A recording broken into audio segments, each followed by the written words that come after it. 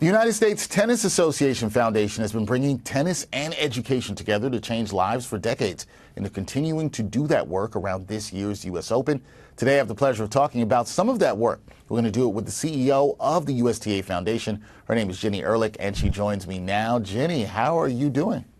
I am well. Thank you so much for having me today. Glad to have you here. Always good to talk about tennis and different things that are going on around tennis. And we got to talk about the USTA Foundation because they have a rich history of using tennis as a vehicle for change, particularly through the National Junior Tennis and Learning Network. Can you share the foundation's primary goals and how you plan to build on its legacy?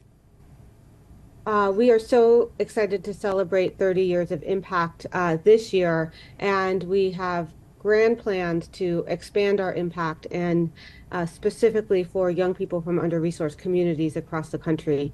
Our goals are to bring tennis, education, life skills development, and college and career development to young people in under-resourced communities so that they can get ready for life and prepare for their futures on and off the court. Yeah, so important to prepare for that. There's so much that can be done for young people through sports, whether it's even off the court as well, too. Now, the U.S. Open going on right now, major platform for the USTA Foundation. Can you tell us about some of the specific programs that you will have during this 2024 U.S. Open? We are so excited to celebrate our 30th anniversary, and we have tremendous programming over the next 2 weeks, as well as during Fan Week. We've already celebrated our Deloitte Essay Contest winners, which were 10 young people from across the country who came to New York, had an amazing cultural experience, and even got to ring the bell at NYSE last Friday. As we move through the Open, for young people, we will be inviting and welcoming 24 young people from across the country for the Haber Career Excellence Program and the Amex Cup next week.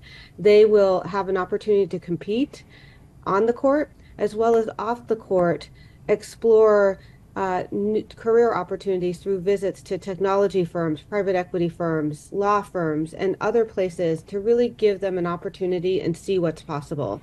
Yeah.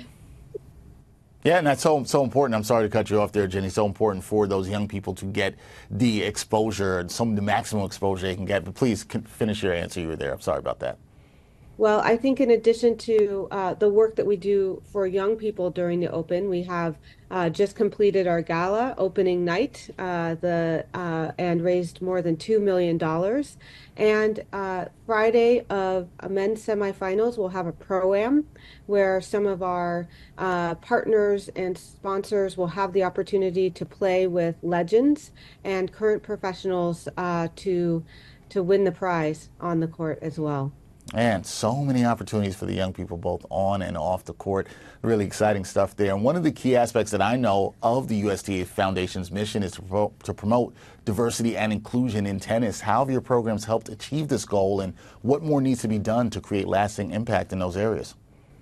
You know, we have a long history of ensuring that the young people from diverse backgrounds are a part of our programs. In fact, 80% of the 150,000 young people we support through our programs across the country identify as people of color.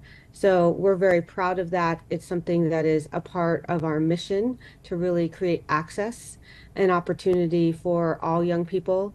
More than 70% of our young people come from households that are financially insecure.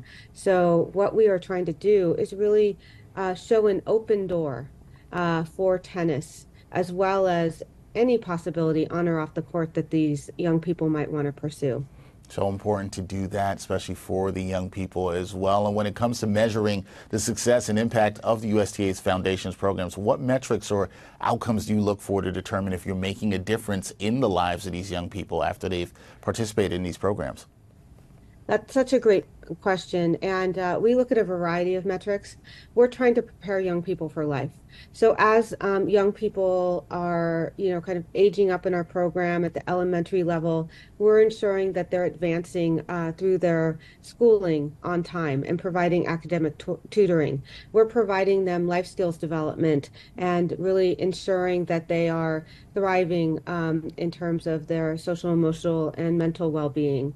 as young people age up in our programs, we want them to graduate from high school and pursue whatever post-secondary track that they want to.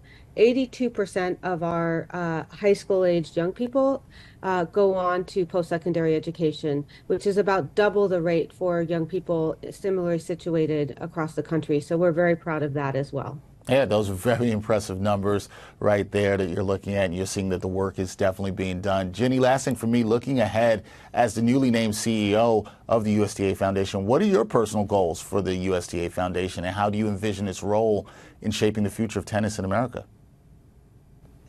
We want to shape the future of tennis as well as the future of young people across the country. So tennis is our vehicle. My goal is to be the first sport that reverses a very unsettling trend, and that is that across the country, 70% of young people who start playing sports drop out by the age of 13. And if we're to transform lives, we need to really ensure that we are able to retain young people after 13 in their safe havens, give them the continued support, mentorship on and off the court they need to live their best life story. So one of my goals is really to reverse that trend. We also want to continue by doing that to advance more young people, uh, often first generation college goers, into their post-secondary career. And that's another goal of mine, is to really scale up our older young people numbers so that we can do that. Beautiful goals, and you guys are doing fantastic work with the USTA Foundation. Please continue the amazing work. It's really great to see. That is Ginny Ehrlich, the CEO of the USTA Foundation, doing such a great job, as I mentioned earlier. Ginny, thank you for the time, and we will talk again soon down the road. Thank you. Thank you so much. Thank you for having me. Anytime.